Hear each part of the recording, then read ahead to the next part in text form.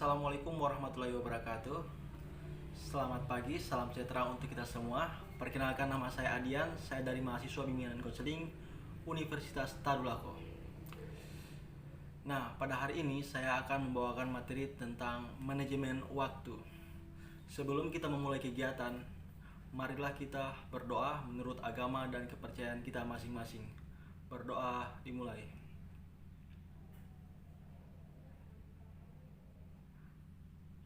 Berdoa selesai. Nah, untuk adik-adik semua yang sedang menonton kegiatan bimbingan klasikal ini, terlebih dahulu saya akan menyapa adik-adik. Apa kabar semuanya? Kurang keras, apa kabar? Oh, kabar baik. Ya, alhamdulillah, semoga kita semua dalam keadaan baik-baik saja. Nah, sebelum kita memulai kegiatan hari ini, buatlah diri kalian senyaman mungkin agar proses penyampaian materi dari saya dapat diterima dengan baik. Mengerti adik-adik? Oke. Untuk materi kali ini adalah manajemen waktu. Di manajemen waktu ini ada beberapa hal yang harus kita perhatikan. Yang pertama, pengertian manajemen waktu, prinsip manajemen waktu, dan langkah-langkah dari manajemen waktu.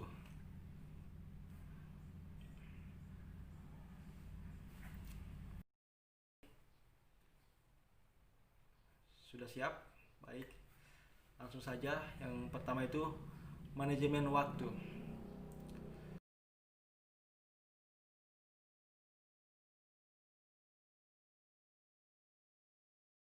Itu pengertian manajemen waktu. Manajemen waktu merupakan perencanaan, perorganisasian, pergerakan, dan pengawasan produktivitas waktu.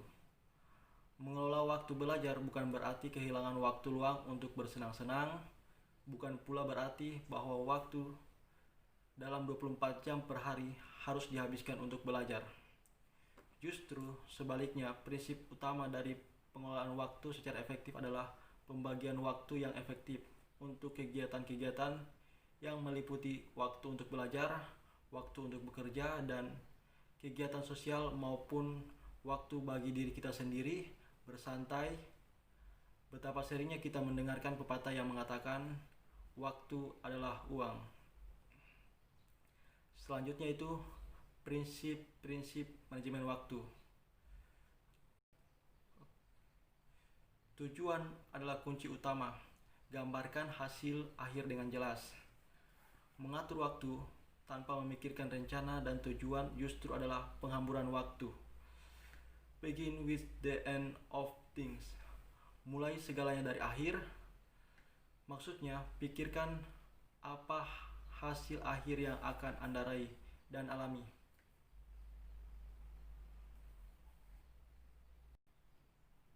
Banyak orang memanfaatkan waktunya dengan sebaik setelah melihat hasil akhir dari dirinya dengan sangat jelas.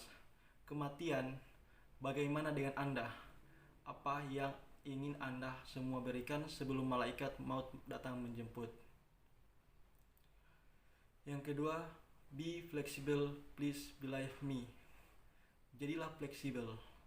Hidup ini bukan seperti matematika, di mana 1 tambah 1 sama dengan 2. Namun terkadang mengharuskan kita menyiapkan plan A dan plan B, bahkan sampai Z. Tak usah terpaku pada to-do list yang mana Anda buat hari ini. Bersikaplah fleksibel dan buat diri Anda dihormati dengan memberikan waktu untuk menghormati orang lain. Yang ketiga, selamatkan waktu dengan prioritas. Apabila Anda memiliki to-do list 10 kegiatan yang ingin dilaksanakan, jangan memaksakan semua sehingga kehidupan Anda menjadi kaku. Ambil 3 kegiatan terpenting di mana selanjutnya adalah optimal atau 20% kegiatan terpenting dari target Anda hari ini. Maka dijamin Anda sudah menyelesaikan 80% dari semuanya. Setidaknya untuk mendekati cita-cita Anda, apa jadinya bila tugas A ditinggalkan sementara Anda fokus ke tugas C? Di dunia pengembangan diri, dikenal dengan prinsip Pareto. Hidup menjadi lebih efektif, efisien, dan seimbang. Selanjutnya, use single handling. Fokus dalam satu waktu. Ketika memutuskan untuk mengerjakan suatu hal penting, maka hindari semua gangguan. Fokus, matikan handphone, telepon, atau apapun yang mengganggu konsentrasi Anda. Dan jangan mengerjakan pekerjaan itu sebelum tuntas, kecuali kalau memang jangkanya panjang. Selanjutnya, refreshing atau penghematan jangka waktu panjang. Jangan memaksa diri Anda untuk terus-menerus mengerjakan tugas. Jangan menganut prinsip bahwa manusia seperti balon tiup yang suatu saat bisa pecah saat stres. Namun semua yang tidak seimbang pasti tidak baik.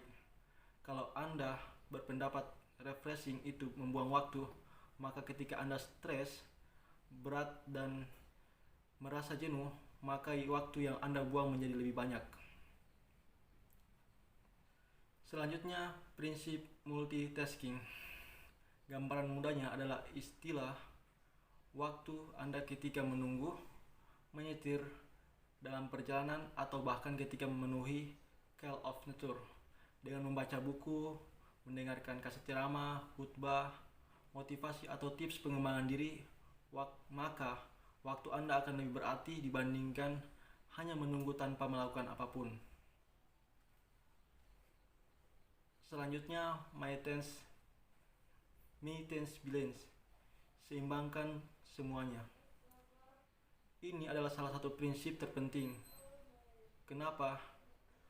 Seperti yang disebutkan di atas, bahwa semua yang berjalan tidak seimbang, tidak baik. Apa jadinya bila di dunia ini hanya ada siang?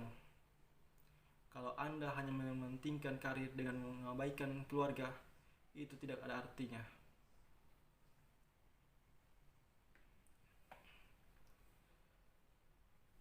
Do it now. Don't procrastinate your activity. Inilah prinsip terakhir yang juga paling penting. Aspek action dari segala planning yang akan mewujudkan cita-cita Anda. Lakukan semua yang telah Anda rencanakan. Selesaikan tugas yang terdata di to-do list Anda. Manfaatkan waktu luang dan hindari menunda-nunda pekerjaan sebelum pekerjaan Anda menumpuk dan membuat Anda bingung sendiri.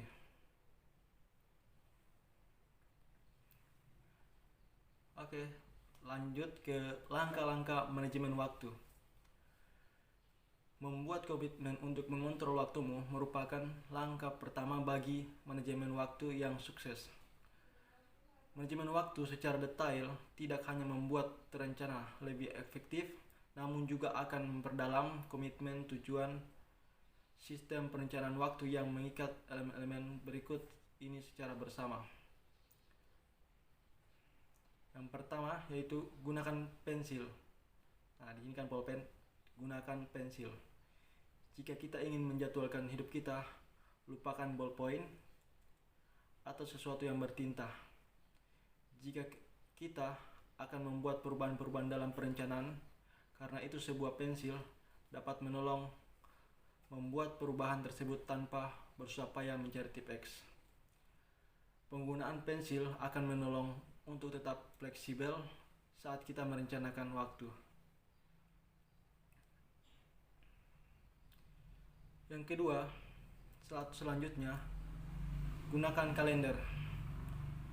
Sebuah kalender memberimu pandangan ke depan yang luas dari seluruh komitmenmu.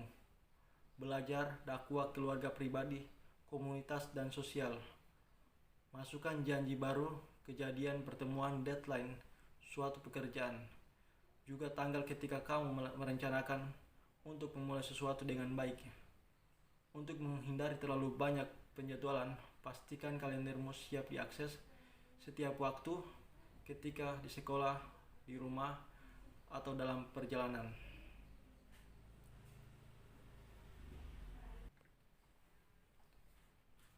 Selanjutnya yaitu rencana aktivitas mingguan Anda. Luangkan waktu seminggu sekali untuk menjadwalkan janji, komitmen belajar, tugas, waktu pribadi, waktu bersama keluarga, dan lain-lain. Dalam perencanaan 1 minggu ke depan, bermurah hatilah dalam situasi waktu untuk menyelesaikan tugas dan rencanakanlah deadline yang layak. Berpikir realistis mengenai waktu. Selanjutnya, buatlah daftar kerja harian Anda. Sebuah daftar kerja menjadi sangat bernilai untuk menolong kita mengendalikan waktu. Tentu, di samping sebuah kalender, sebuah daftar kerja memberi pandangan sekilas terhadap apa saja yang kita butuhkan.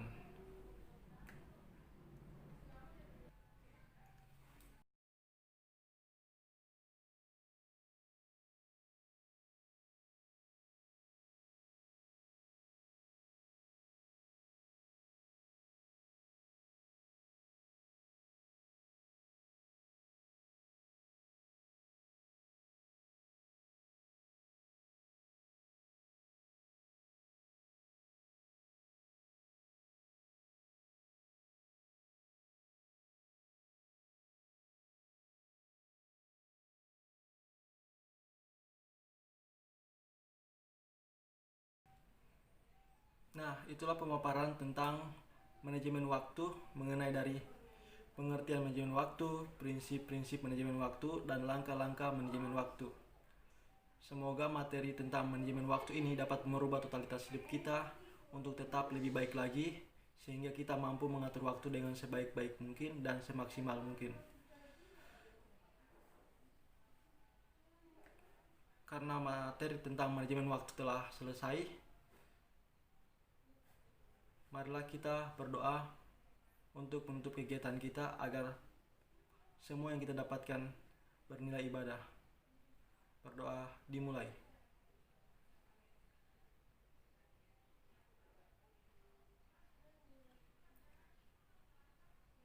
Berdoa selesai.